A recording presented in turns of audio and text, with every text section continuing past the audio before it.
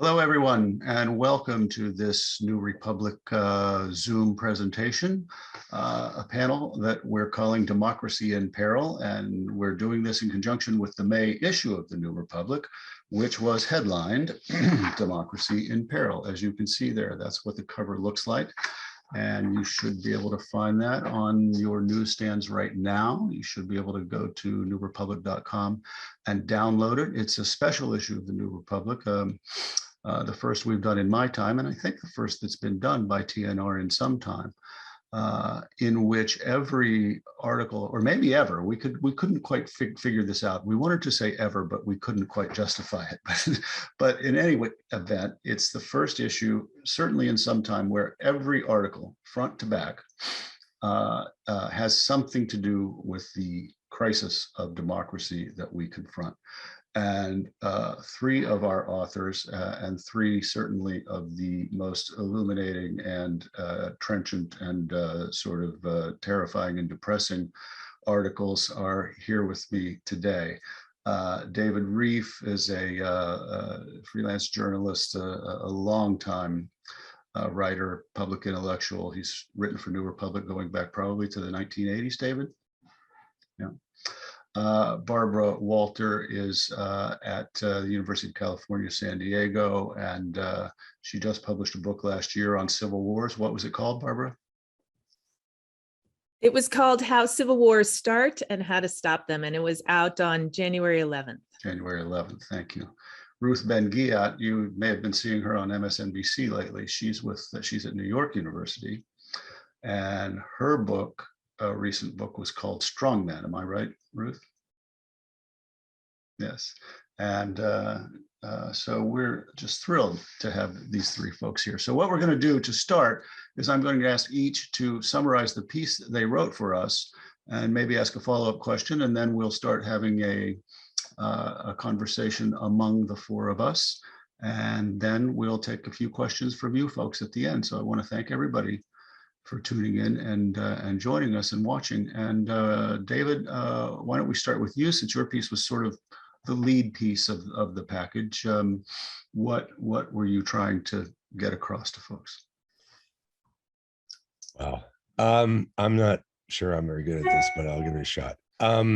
I was basically the piece makes two arguments. The first is it treats respectfully, I hope, but skeptically, the idea that the Ukraine war and the Russian invasion of Ukraine and the resulting sort of recoalescing of NATO, the sort of a kind of vindication to some extent, at least in the minds of many liberals, of Western liberalism, that this shouldn't be taken as, the return of democracy, the end of the problems of the challenges faced by democracy, even the possibility that democracy is no longer likely in future to be the main system under which the world's population is governed. I think that, first of all, I spent a lot of time covering wars in Europe. I lived in Bosnia for most of that war, but I mean, I'm also a person who's, formed in Latin America, whose views I hope, of the world are anything but Eurocentric. And I'm rather skeptical that, and the argument in the piece is basically that while Ukraine is an immensely important subject and may indeed presage or be the confirmation of something many of us have thought and fearfully thought, which is that the long peace is over and that we're re-entering what has been the historical norm. That is to say that it's war, not peace, that's the norm in human history, as Sir Henry Maine said 150 years ago. But that in terms of the future of democracy, it's not at all clear to me. Indeed, I doubt very much that what happens in Ukraine affects that very much. For all kinds of reasons, not least because Russia is not the competitor with democracy China is the competitor with Russia. Even countries, peoples who sympathize with Putin. And one of the illusions, I think, in North America and in Europe is that Putin is being, that in global terms, people are against the Russians. I don't think that's true at all. But in any case, maybe you can support Putin if you live in New Delhi or in Johannesburg or in Buenos Aires, but you don't think your country should be like Russia. You think that the authoritarian capitalism of China offers a viable alternative. And I suppose, just to conclude, I think that's where the struggle for what I would say would have to be the rebirth of democracy as the principal political system of the world. Because right now, statistically, many more people live under partial democracies or under, frankly, authoritarian governments, sometimes electoral, as in the case of Modi's India, sometimes not seriously electoral, as in the case of Xi's China or Vietnam or all the obvious places you can name. And the question is there a democratic resurgence possible in a world where, frankly, democratic societies don't really seem to be very coherent?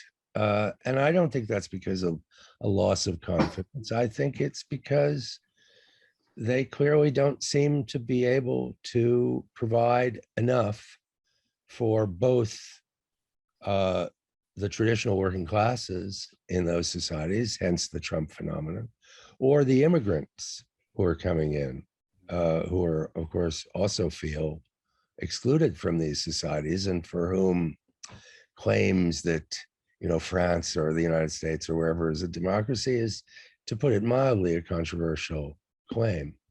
Anyway, that slightly incoherently is what the piece was. Seemed pretty coherent to me. And why do you think this has happened in democracy? So you cite in your piece some alarming statistics that I obsess over myself from time to time, from Freedom House and an organization called VDEM, which is Stockholm-based, but an international consortium of scholars.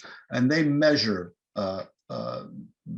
democratic regimes and degrees of freedom in societies around the world.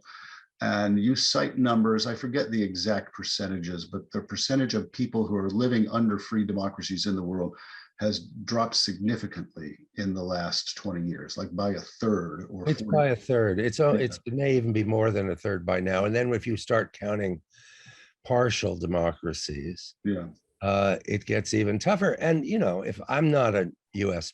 policy person, I defer to pretty much everybody on the U.S.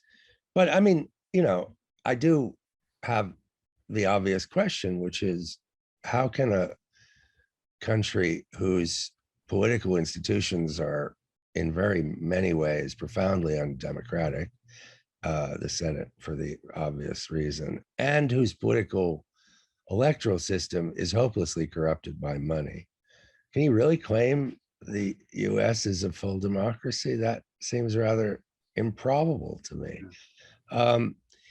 I think there are two things, in global terms, something I feel slightly more confident talking about is, look, Taiwan is to me what Israel is to pro-Israel people. I'm fanatically attached to Taiwan, and I hope they can last it out. It's the most extraordinary history of the making of a truly democratic society that I know of in the world. And so that's my little hobby horse. But I mean, the Chinese have done something that no one's ever done in human history, which is bring hundreds of millions of people out of poverty. And if you live, I've spent a lot of time in South Africa, if you're in a township, outside of a major South African city, that means a lot more to you than then people saying, well, you can have the newspapers are free or whatever. I mean, that's just, as Brecht said, first grub, then ethics. Yeah. I mean, I'm all for ethics, but what about grub? And democracy no longer seems very good at providing the grub. Maybe I should leave it there and shut up for a minute. No, it's all very on point. But let's move to Barbara second. Barbara's piece for TNR, like her book, was about civil wars. Barbara has studied civil wars around the world, and of course thinks about the topic with reference to our own country. So Barbara, why don't you describe for folks your piece? Yeah, thank you. So the New Republic article I wrote was really a summary of everything that scholars have learned over the last 30 years by studying how civil wars have broken out around the globe. And it was also actually the culmination of what we have learned through our own US government on a task force called the Political Instability Task Force. So between 2017 and 2021, I served on this task force. It was designed by the US government to come up with a predictive model to help the US predict where around the world countries might experience political instability, political violence, including civil war.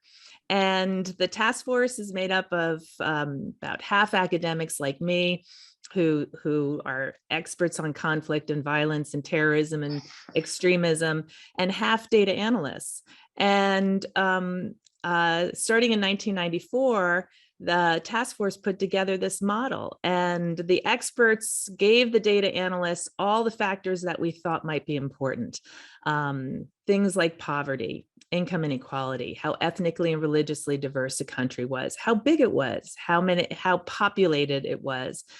And the data analyst worked with these variables until they came up with a parsimonious model, a model that best predicted the outbreak of violence with the fewest variables. And it turns out that only 2 variables were necessary to be highly predictive. Again, that surprised everyone. It surprised experts like me. And it wasn't the variables we would have thought were the most important. We thought economic variables would be the most important. It turns out they were not. The 2 most important variables was something we called anocracy, and that gets to this special issue. Anocracy is just a fancy term for partial democracy. It's a government that's neither fully democratic, it's not fully autocratic, it has elements of each. And oftentimes states will become anocracies when their governments are evolving. And so you could become an anocracy if you're a democracy and your democracy is declining. That will put you in this middle zone. Or you could become an anocracy because you're an autocracy and you're actually democratizing. Things are getting better. But the reality is you don't go from autocracy to democracy. You don't leapfrog from one end of the political spectrum to the other. You almost always go through this middle zone, and it turns out that it's in the middle zone where most political instability and most violence takes place. The second factor is something that we called factionalism, and factionalism is just a fancy term for countries whose citizens have organized themselves politically around race, religion, or ethnicity. So their political parties are predominantly based on ethnic, religious, or racial identity rather than on any overarching political ideology. And just to help your listeners visualize what a country like this looks like, and David mentioned that he'd been in Bosnia. The classic case would be the former Yugoslavia in the immediate aftermath of the fall of the Soviet Union, where you had a country that was suddenly free to organize politically any way it wanted.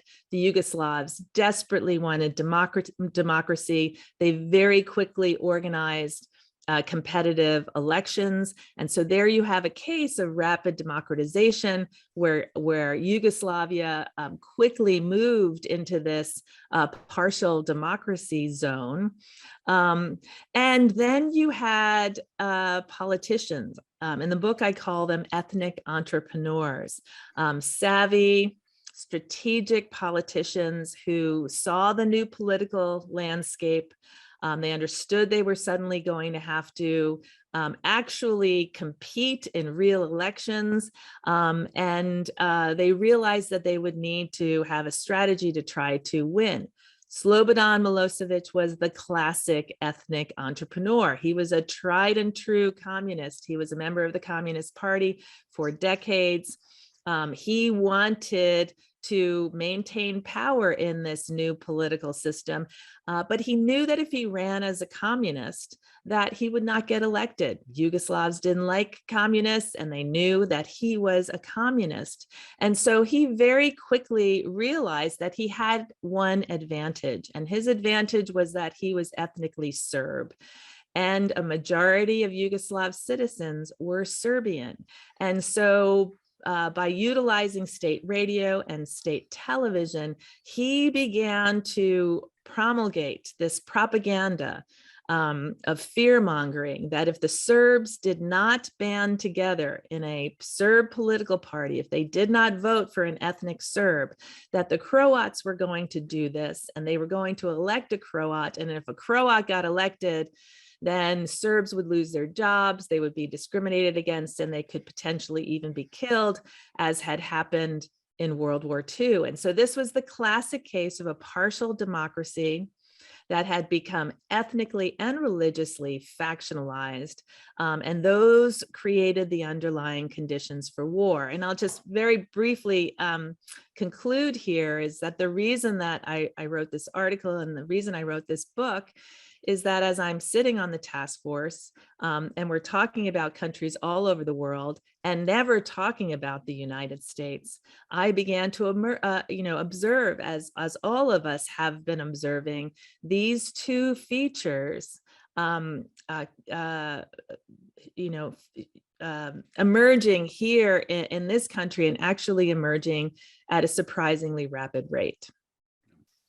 And you write, a few years ago, you couldn't have envisioned these conditions being met in the United States, but now you envision it very easily, and you're pretty concerned about the future of this country. Yes, correct.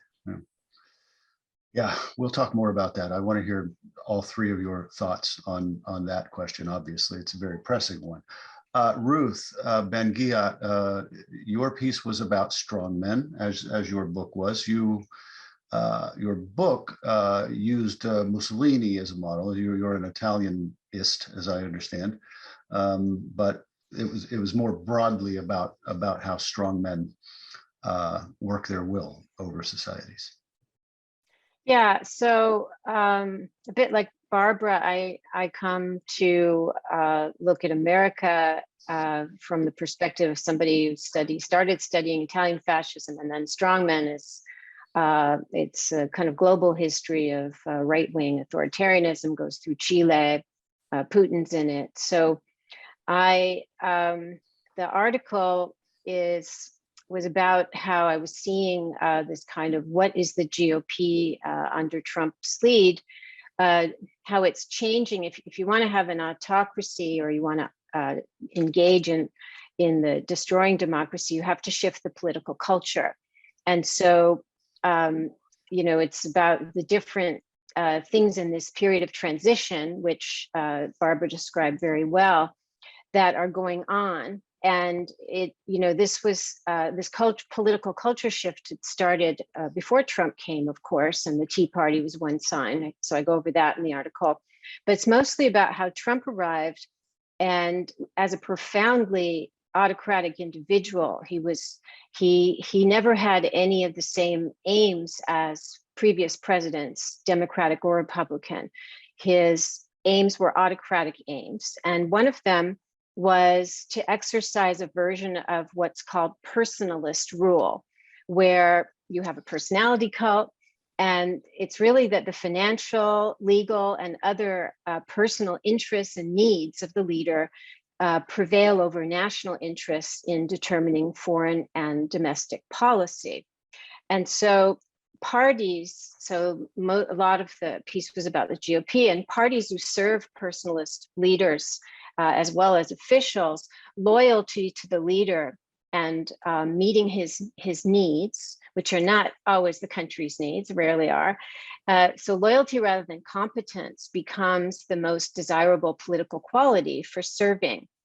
And just like institutions over time, and this is a process which Trump initiated, we're not there yet, but institutions become hollowed out, parties become hollowed out and devoid of ideals other than serving the leader and holding power in the way, in the model that he dictates and shapes. And so the decision of the GOP in 2020 to forego announcing a party platform beyond supporting Trump is one of the many, many symptoms of this.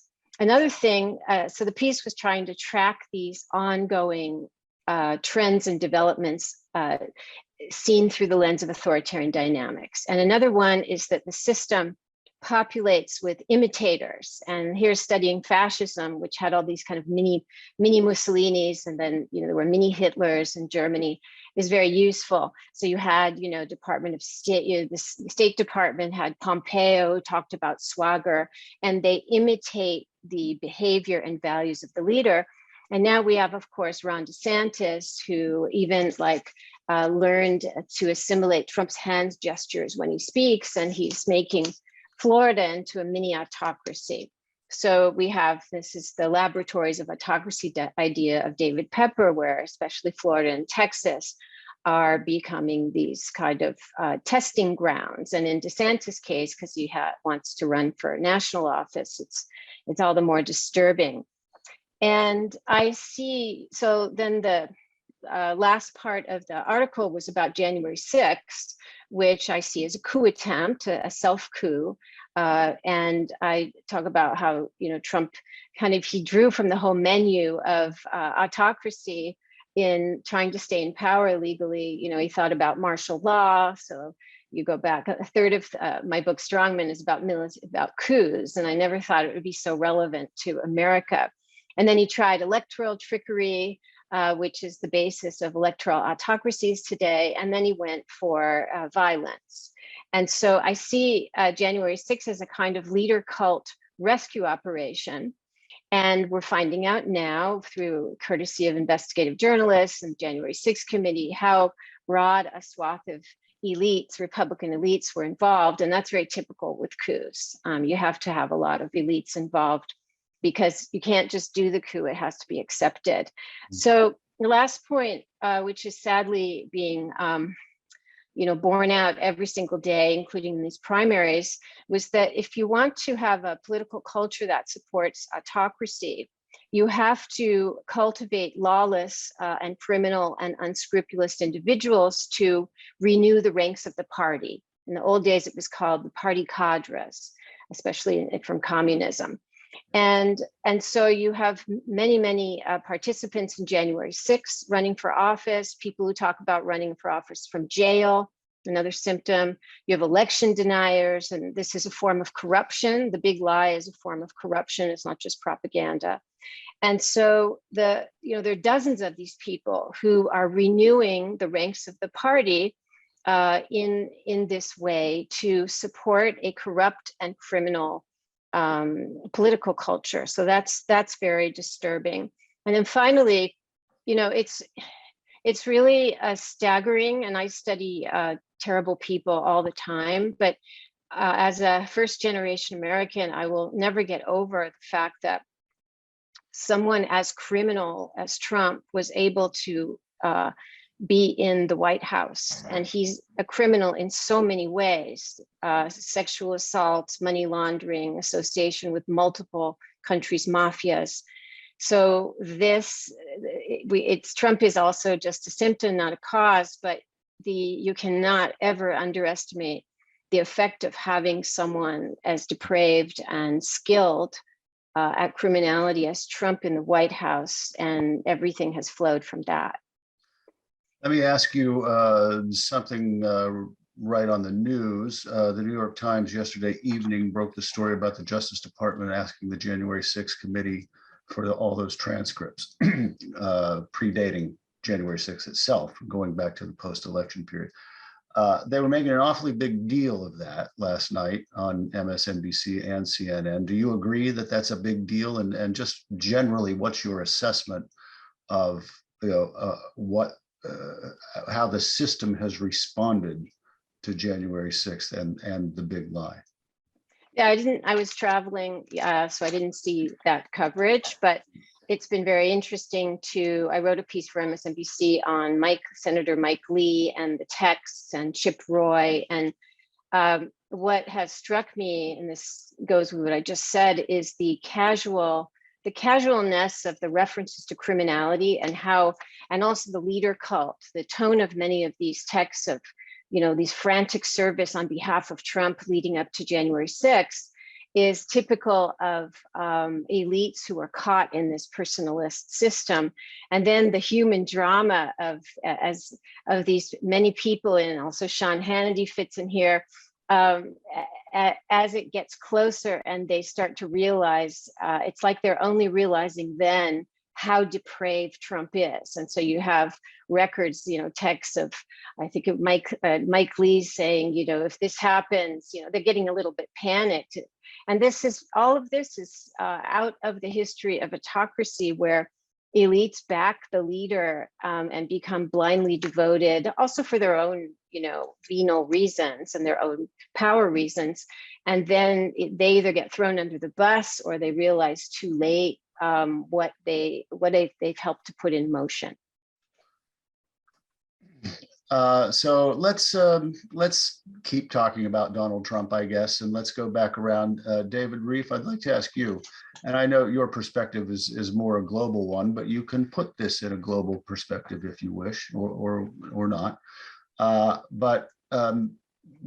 Size up the near-term and long-term future of the United States as you see it in this context. Let's say Trump runs and wins in 2024, or worse, runs and loses the popular vote, as most people think he almost certainly will, but again manages either to draw an electoral college inside straight, or worst case of all, finds a way to steal it successfully in 2024 in a way that eluded him in 2020.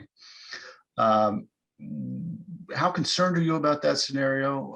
What do you think that does to the United States in the short term and in the long term, and what do you see the future of this country being? Well, I'm really not an America expert. I really want to defer to Barbara and to Ruth and to you on this. But I mean, I'd say two things strike me immediately. One is, the total incompetence of the Democratic Party. I mean, if you're gonna, you don't beat nothing, you don't beat something with nothing. I mean, if you're going to talk, if you're going to shoot, as the line goes, and the good, the bad, and the ugly. I mean, if you have a party that has, I know, a tenuous majority in the Senate. I actually used to spend some time in West Virginia. It's not a place I'm unfamiliar with. But, you have majorities and you have the power of the presidency, and you can't basically get anything done. I mean, at a certain point, surely a lot of people who may agree about Trump, people like winning teams and they don't like losing teams. And the Democrats just feel, to me, as somebody who just, doesn't anymore have any contacts, and I'm not a party person. I mean, I have many friends who, when they talk about Democrats, say we. Yeah, I would not be such a person. But it seems to me that the first thing is that the Republicans seem like a real party, a horrible real party, and very, very possibly, an authoritarian party in the model of European autocratic regimes, but the Democrats just seem like a bunch of losers. And I don't see how you win if that's what you look like, particularly presumably to swing voters. That's one thing. The other thing is, I do think that, I think the country seems to me to be as divided. I think people say 68, but I mean, I was around for 68, and it wasn't nearly as divided as people say it was. There was huge division over Vietnam. There was a huge student movement, and of course, there was, the civil rights movement, and it's the assault upon it with the murder of Dr. King, and what happened after. But I mean, this seems to me like the 30s, where, a supporter of Huey Long and a supporter of Harry Bridges would have had an awfully difficult time talking to each other. And I purposely picked two populists. I don't pick, Father Coughlin and Harry Bridges.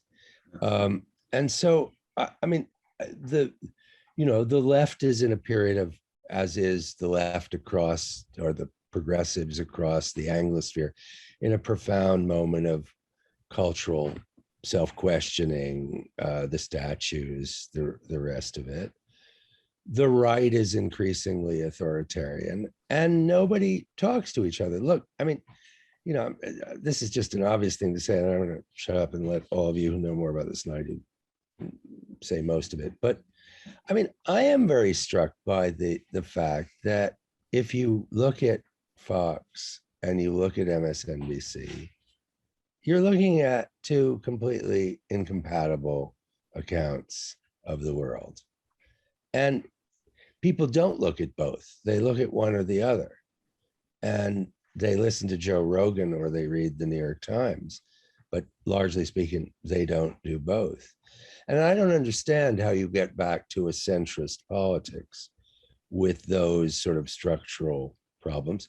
Plus, finally, the fact that something that isn't Donald Trump's fault, but may be more serious in grave situations, which is, some very fundamentally, if you want to put it politely, Republican and not democratic parts of the structures of power in this country, above all the Senate.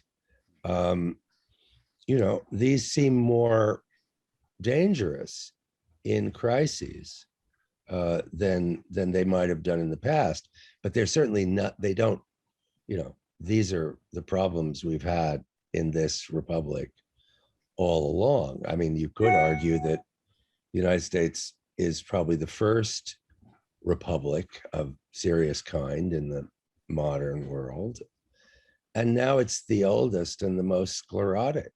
Look at our leaders. Maybe one last point. I'm an old guy, but I don't think people my age, let alone, Nancy Pelosi and Congressman Clyburn and the others, I don't think people in their 70s and 80s should be running the show. I'm sorry. It seems grotesque to me. And yet it's the norm in this country. Yeah. If you look at, everyone used to talk about how sclerotic the last presidents of, general secretaries in Russia were, Chernyenko and before Gorbachev. Andropov. Andropov, Chernyenko, and Brezhnev. All of those men died before they reached 70. Oh my God. Just to give you a factoid. Wow. That is sobering. Barbara, what are your near-term and long-term concerns? What do you wake up sweating about at 3 a.m. about this country? I worry a lot about 2024 for many of the reasons that David pointed out. If the Republicans win in 2024, they have become, as Ruth said, an anti-democratic party. They are a party that has doubled down on representing white Christian Americans. They are a party, their party leaders understand that white Christians are a declining demographic here in the United States, and that is not going to change.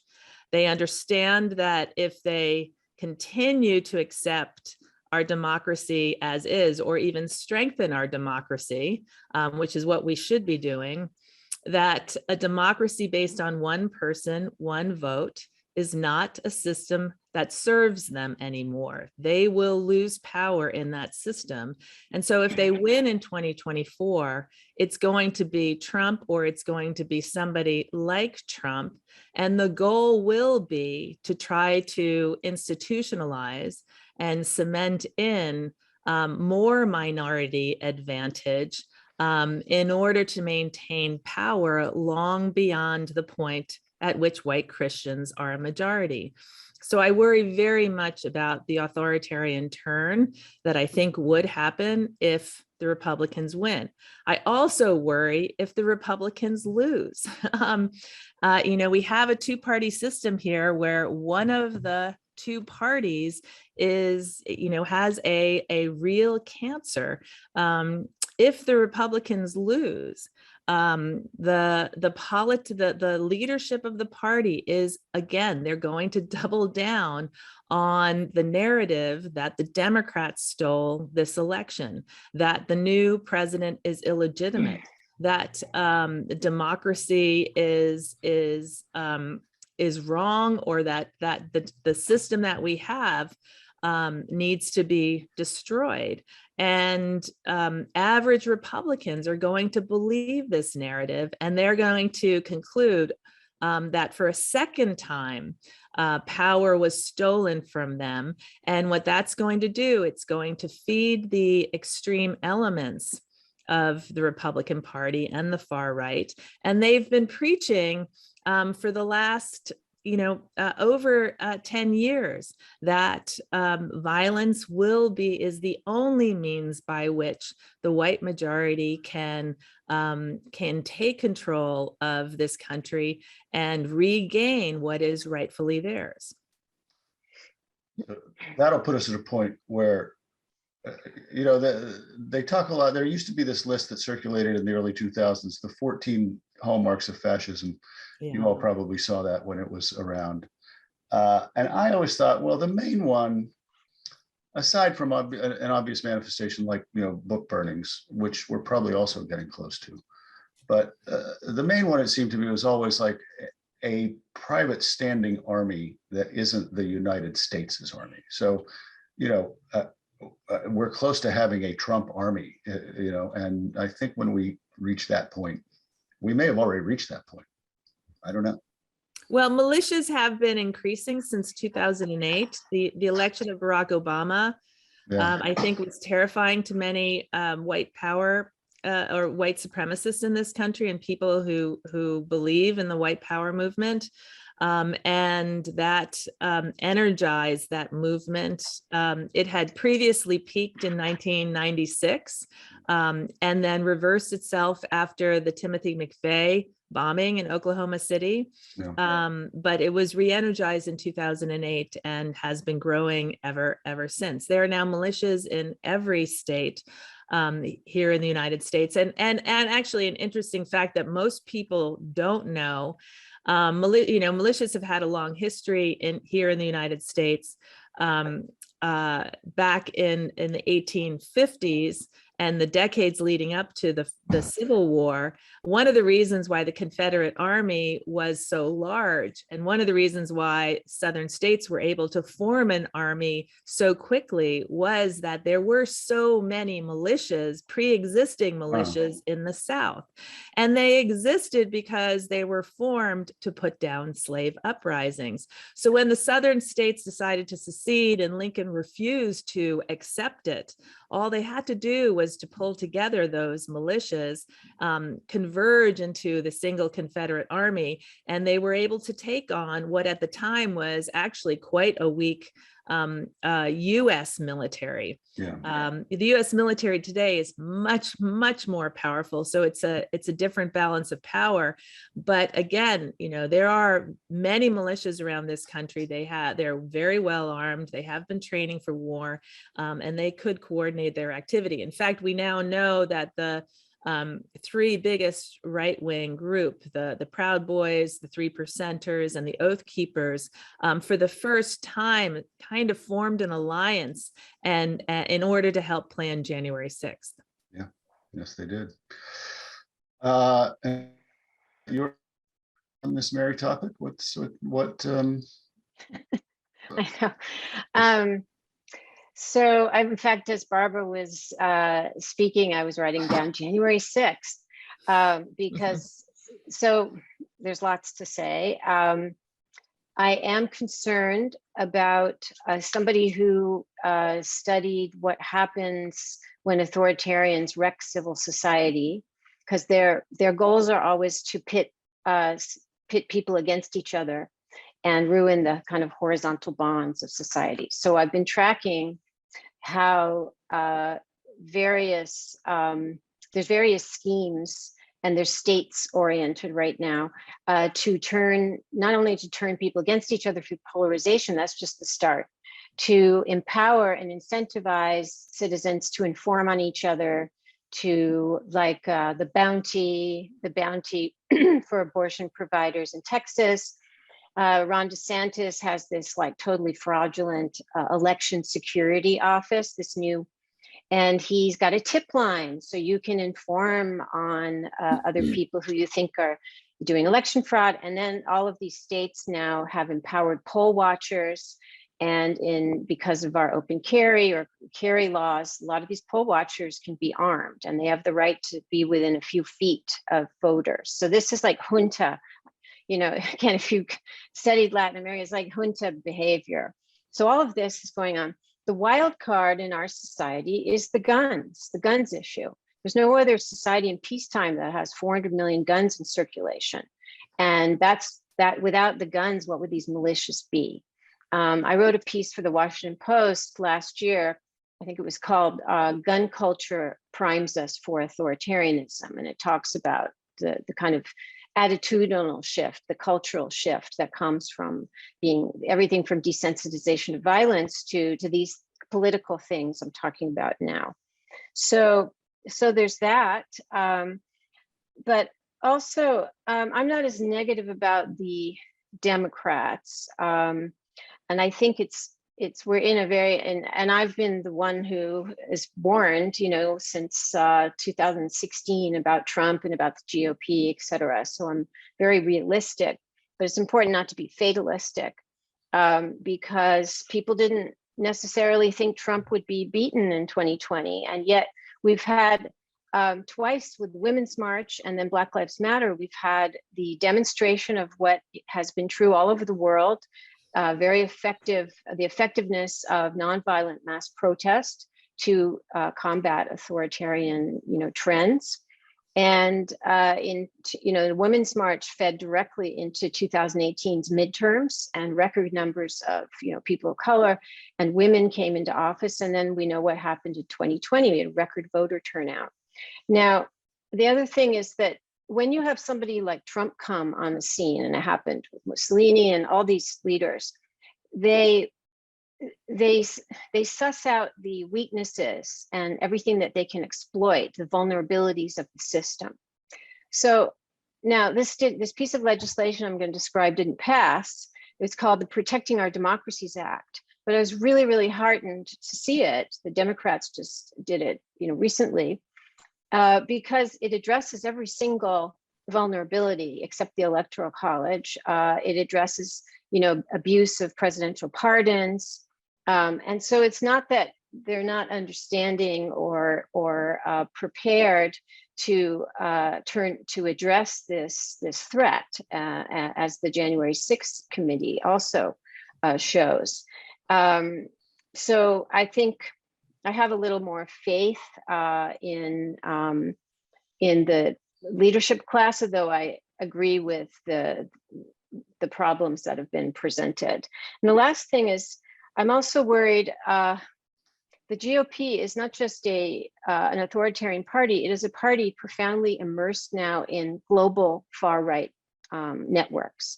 In fact, as we speak, CPAC is in Budapest, and there's the whole love affair with Orbán. There's also instances during the convoy movement in Canada. I was really struck that sitting Republican lawmakers, and not just Marjorie Taylor Greene, they were actively supporting a movement which its fringe was aiming to unseat Justin Trudeau, was aiming to unseat democracy. So there's all these signs that they're very, very enmeshed in these far right networks, as well as, you know, all the kind of the Bannons and these people who have long been doing that as their life's work. So that story gets left aside sometimes, but it's very important. And so if we end up in 2024 with Republican administration, I think that things will happen very fast in terms of like eroding our rights, and could be all kinds of authoritarian shock events and things. But the United States will be more solid. It will fulfill what Donald Trump's the second of his two aims. He was in power to destroy American democracy, and he was also in power to take the US out of the democratic international framework and put it into an autocratic one. I want to keep on this international theme, and I want to ask one more question of each of you, and if you could be a little bit quicker this time, because I then want to get to a few questions from our viewers who have hung with us quite admirably. So thank you, folks. But David, Joe Biden had this Summit for Democracies last December, and he's having another one. I don't know exactly what it accomplished, but I do know that he at least talks about the problem of global democracy and the issue that the world is confronting this choice between democracy and autocracy, however he phrases it. So he's not unaware of it. He understands that it's going on. What can the world's democracies do? And you can hear that my dog is worked up about this topic too. What can the world's democracies do to reverse the tide that we spoke of 40 minutes ago of more and more people living not under democratic rule? What is there any, what can they do, and how hopeful or not hopeful are you about that? Well, I'm a total pessimist, but that's of no interest whatsoever. Look, I don't believe in this thing of Biden's, because I don't think Biden wishes to really think, or the people around Biden, I don't know. I mean, when I was a proper journalist, you know, in the days of the Iraq and Afghanistan, I think he was a great guy to interview, but I haven't known him since. You know, you're convening an alliance of democracies at the same time that basically the American imperial posture globally hasn't changed a lick. Indeed, you know, things are a little more complicated than one would wish them to be. I'm a little worried about this. It's just white power narrative, because I'm looking a lot, because I used to live in Florida, and I used to live largely among Hispanics in Florida.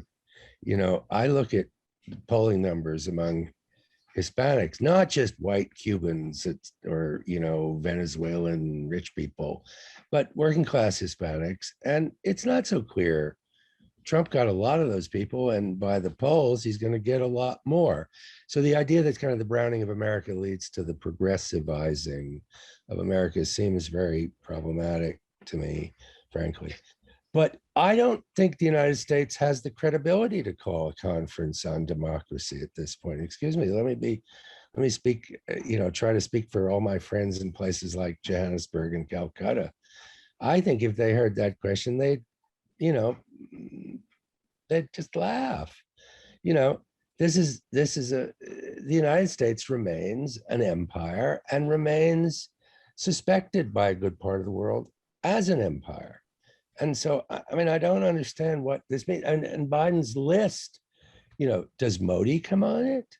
Does the new Marcos Jr. Come on it? Does, if Bolsonaro wins, which he perfectly well may, does he come on it? It's an electoral system. If he wins, he'll win no more fraudulently than Trump won. Do we, I mean, who are we letting in? Is it just going to be, you know, NATO and you know, Japan, South Korea, Singapore, Australia, New Zealand? I mean, to me, this isn't credible. I'm sorry. And it also doesn't answer the fundamental problem. The fundamental problem of democracy, despite what a lot of folks, both on the liberal side and the neoconservative anti-Trump side say, is not a problem of will. It's a problem of delivery. We're, the leading political party of the French working class is Marine Le Pen's Rassemblement National, et cetera, et cetera. I'm sorry, I don't see this. I don't see the United States as credible in this role. Barbara, what can the democracies of the world do? Michael, could you restate that? Could they do in order to accomplish what? Well, in order to turn the tide and make democracy cool again. Forgive me. Well, this actually builds on what David just said. We have to get our house in order because until December of 2020, we were the world's longest lasting democracy. We were in many ways considered, the beacon that people look towards. And, there was hypocrisy involved with our attempts to democratize other countries around the world. But when you thought about the Cold War, there was very much sort of two different ideologies that were expanding across the globe, and the United States represented, I think, the much more admirable one. So if we don't get our house in order, our friends and our allies and democratic hopefuls around the country will be in some ways a bit unmoored. And then I think even more importantly, our enemies here, think about Xi Jinping in China and Iran.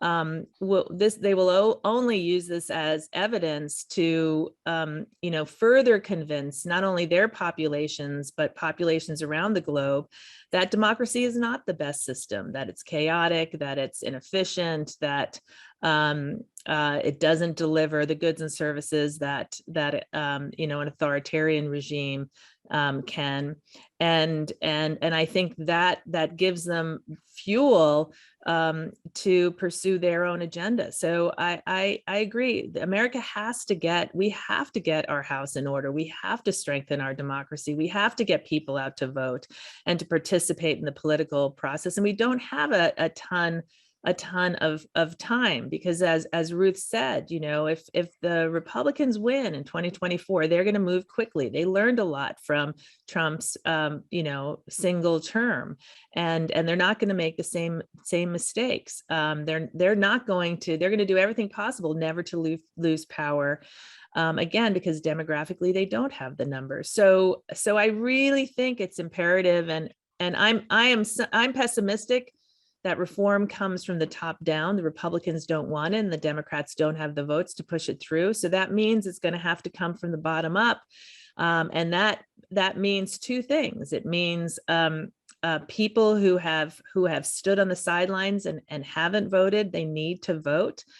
People talk about Kentucky as a deep red state, and I would argue we actually don't know if Kentucky is a deep red state. What we do know is that Kentucky is a non-voting state. Only 22% of eligible voters in Kentucky vote. That means that the vast majority of eligible voters in Kentucky stand on the sidelines. What would happen if not only they voted, but everybody else who hasn't participated begins to vote? We would start to see a very different makeup in Congress. And then one of the things we haven't really gotten into is the power of peaceful protest, which all of the research shows. And I point your listeners to the amazing research done by Erica Chenoweth at the Kennedy School of Harvard. Her research over and over again shows that peaceful protest is surprisingly effective at convincing leaders to reform. Think about the Arab Spring. These were the most authoritarian governments in the world in North Africa and the Middle East, and it was amazing. Mubarak in Egypt, he only, he'd been in power for decades, and he couldn't outlast peaceful protests that spanned only a few weeks. So yeah, so I actually think it's imperative for the United States, not just domestically to strengthen our democracy, but in terms of what this would mean for the global balance of power ideologically. Ruth, what are your thoughts here? I'll just be super quick. I don't agree with the super negative assessment of Biden. I think that actually he came in so strong on he's been less strong in wanting, because he ran as a unifier. He hasn't been as strong in terms of naming and shaming, extremists at home as he has been when he came saying Putin is a killer. And I predicted that the summit in June 2021, when he was really tough on Putin, and Putin also got grilled by the press corps of the US, I predicted that it would probably make Putin become more reckless, because he saw a US led by Biden, a very pro-democratic person who put that right in the center as a huge threat, an existential threat, perhaps. But to what do we do? In conclusion of my book, Strongmen, I talk about you got to hit these people where it hurts. And it's been very, very interesting to see the economic warfare reactions of democracies to the Russian annihilation attempts on Ukraine with sanctions.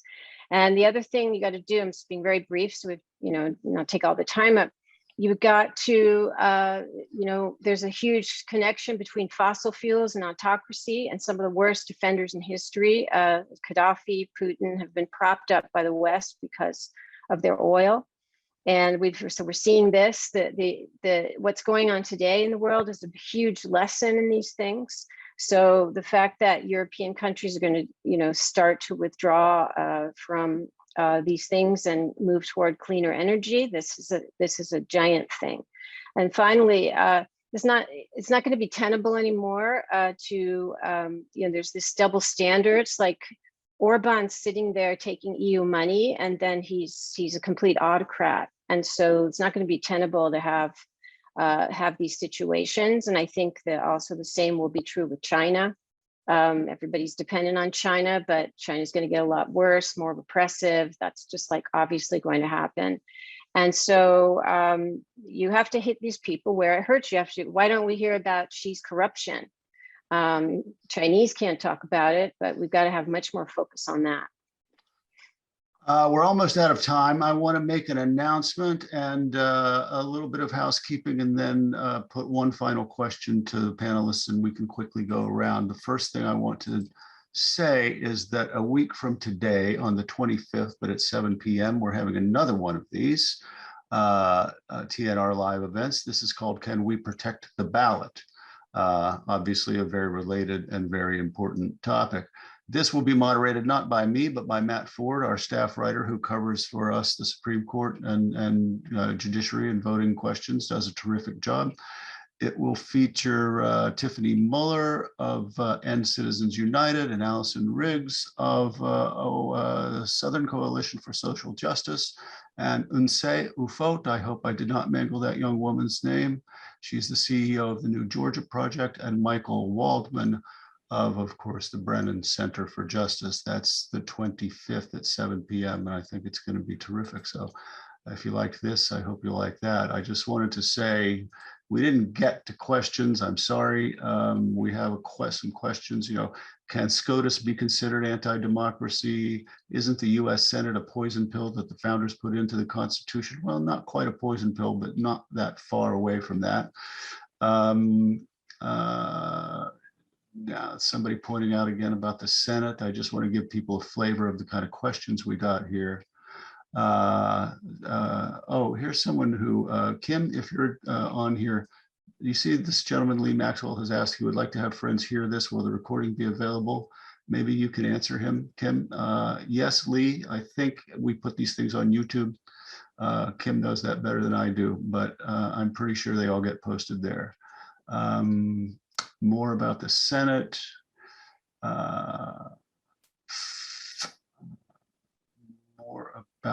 about,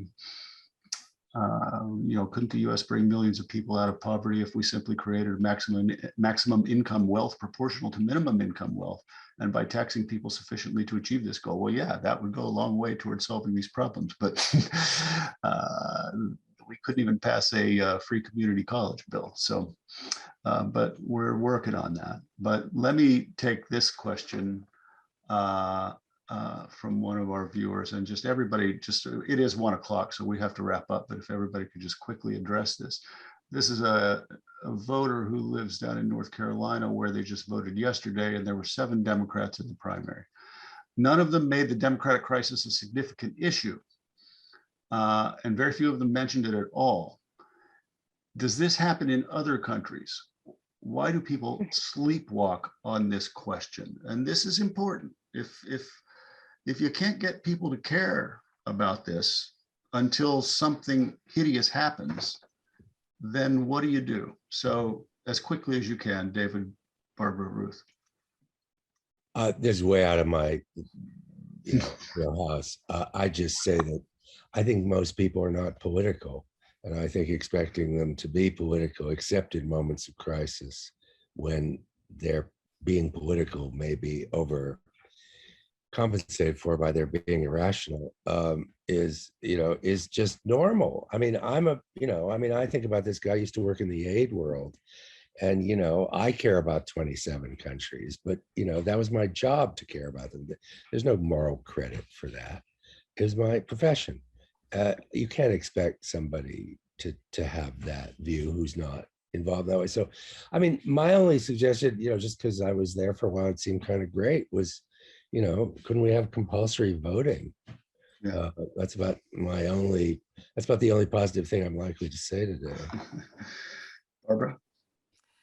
I think one of the reasons why Americans are complacent is that they think of of democracy as one of two systems. You're either a democracy or you're an autocracy, and they see America, even in its kind of current state, as very, very far from autocracy. They think, oh, we're never going to be in Iran, we're never going to be a China or a North Korea, and what they don't realize is that's not actually the most pressing danger. They don't realize that there is this middle zone, and that in fact the middle zone is quite dangerous. And so one of the motivations I had for writing this book was to sound a clarion call and say, listen, the most immediate threat is not autocracy, although we have to think about that as well. The most immediate threat is anocracy. Ruth? Yeah, I agree with David that many people are just not political. And I also think that there's a lot of denial because this is highly threatening, and some people don't want to recognize what's going on because it means they might have to do something about it.